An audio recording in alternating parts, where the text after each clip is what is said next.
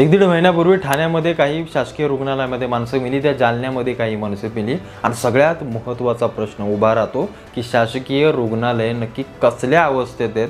हे सगळं पाहताना आपल्या सामान्य माणसाच्या अंगावर काटा येतो, कारण आपण सगळं त्या हॉस्पिटलांवरती आणि त्याच रुग्णालयांवरती अवलंबून राहत असतो, कारण आपल्याकडे तेवढा पैसा प्रायव्हेट हॉस्पिटलमध्ये जाण्या एवढा नसतो आणि प्रायव्हेट हॉस्पिटलमध्ये काय असतं, पैशाची किती उलथापालथ असते हे आपल्या सगळ्या लोकांना चांगलं माहिती आहे। सगळ्यात महत्त्वाची गोष्ट म्हणजे या शासकीय रुग्णालयांमध्ये एखादा जर आजारी झालेला माणूस जर तिथं आपण घेऊन गेलो तर तो अजून आजारी पडेल असली अवस्था परिस्थिती त्या शासकीय रुग्णालयांमध्ये असते। त्या डॉक्टरांना काही घेणं देणं नसतं, तिथल्या नर्सेसना, तिथल्या स्टाफला, तिथल्या कोणत्याही गोष्टीतला कोणालाही काही घेणं देणं नसतं।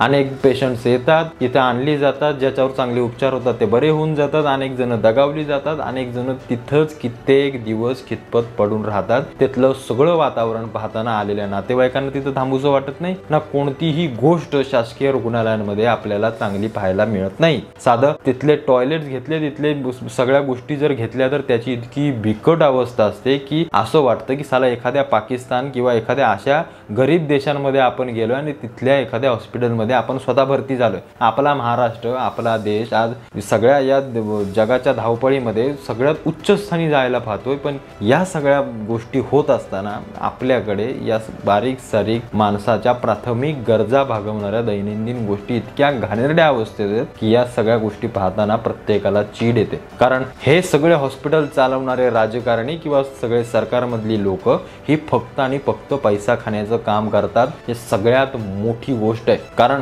इतका येणारा पैसा, इतका जर सगळ्या बजेटमध्ये जर सगळ्या तुमच्या आरोग्य व्यवस्थेवर इतका लागणारा पैसा जर तिथपर्यंत पोहोचतच नसेल तर तिथं कामं कशी होतील? मग हा पोहोचत नसलेला पैसा नक्की खातंय कोण? तिथं खाणारे राजकारणी आहे, तिथं खाणारे सगळे चांगले चांगले अधिकारी आहेत, तिथं खाणारे सगळे डॉक्टर आहेत। हे मी उघडपणे तुम्हाला सांगतो। जर तुम्ही वरून जर 10 रुपये सरकारकडून मिळत असतील तर खाली येईपर्यंत त्याचा 1 रुपया राहतो आणि त्या 1 रुपयामध्ये तिथं कोणतंच काम होऊ शकत नाही। तो 1 रुपया देखील पुन्हा या लोकांच्याच घशामध्ये जातो। डॉक्टरांना व्यवस्थित पगार मिळत नाही, नर्सेसला व्यवस्थित पगार मिळत नाही, त्यांची पगारवाढ होते नाही होते तो त्यांचा सगळा प्रश्न आहे, पण तिथं येणाऱ्या रुग्णांना इतकं घाणेरडं असं फील होतं की एखाद्या तिहार जेलमध्ये आल्यासारखी सगळी अवस्था शासकीय रुग्णालयांमध्ये असते। तुम्ही कधीही कुठल्याही तुमच्या आजूबाजूच्या कुठल्याही शासकीय रुग्णालयामध्ये जा, तिथं 10 मिनिटं 15 मिनिटं बसा, तिथं तुम्हाला समजेल की या रुग्णालयांची खरी अवस्था काय। प्रायव्हेटमध्ये असं नसतं, कारण तिथं त्या प्रायव्हेट हॉस्पिटलला स्वतःचं नाव मार्केटमध्ये तयार करायचं असतं आणि त्याच्यामुळं ते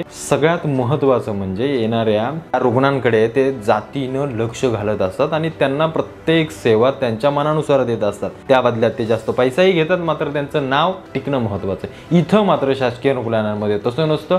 अनेक लोक ही शासकीय रुग्णालयांमध्ये येत असतात, तिथला रुग्णांचा वाढणारा ताण हा सगळ्यात महत्त्वाचा असतो। तरीही जरी ताण वाढत असेल तर तुम्ही हॉस्पिटलची संख्या वाढवा किंवा तिथला स्टाफ वाढवा, काहीतरी करा, मात्र या कोणत्याच गोष्टी शासकीय रुग्णालयांमध्ये पाहायला मिळत नाहीत। हल्ली इंटरनेट आला, हल्ली अनेक बातम्या येऊ लागल्या, मीडियाने काही गोष्टी उचलल्या, त्याच्यामुळे शासकीय रुग्णालयांकडे आता थोडं फार लक्ष दिलं जात आहे। पण हेच 10-15 वर्षापूर्वी इतकी भयावह परिस्थिती होती की त्या रुग्णालयामध्ये आलेला माणूस जिवंत परत जाईल की नाही अशी परिस्थिती अशी स्थानिकांना किंवा तिथल्या सामान्य लोकांना या सगळ्या गोष्टी जाणवायच्या। आजही तुम्ही महाराष्ट्राच्या काही भागामध्ये गेलात तर तिथे आजही कोणत्याही उच्च सोयी असणारी शासकीय रुग्णालय नाहीत। तिथून थेट तुम्हाला मुंबई पुण्यासारख्या मोठ्या मोठ्या हॉस्पिटलांमध्ये शहरांमध्ये यावंच लागतं।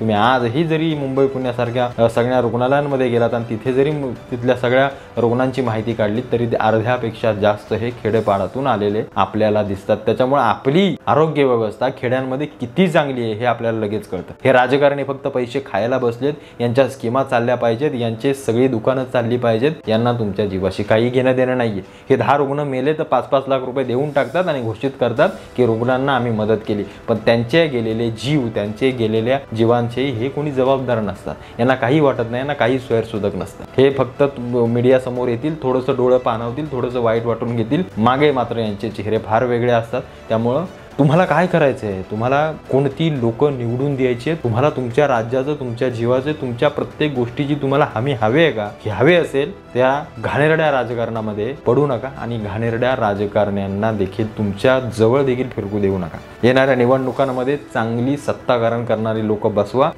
तरच तुमच्या जीवनाचे, तुमच्या आमच्या जीवनाचे हे सगळे भोग संपतील. नाहीतर आपण असेच साली किडे मुंग्यांसारखे मरत राहू. आपल्या आयुष्याची किंवा आपल्या जीवनाची कोणालाही कसलीही घेणं देणं मला तरी दिसत नाही, राजकारण्यांना तर नाहीच नाही. सरकार बिरकार हे सगळे मला असं वाटतं की एक विशिष्ट वेळेसाठी असतात, ते निघून गेले पुन्हा नवीन येतात.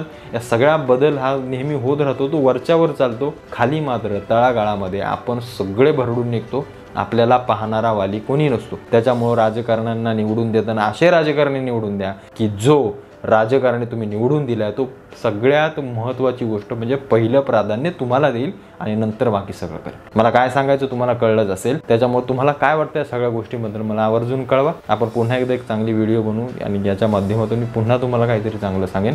तुर्तास भेटू पुन्हा एकदा एका नवीन व्हिडिओसोबत. धन्यवाद.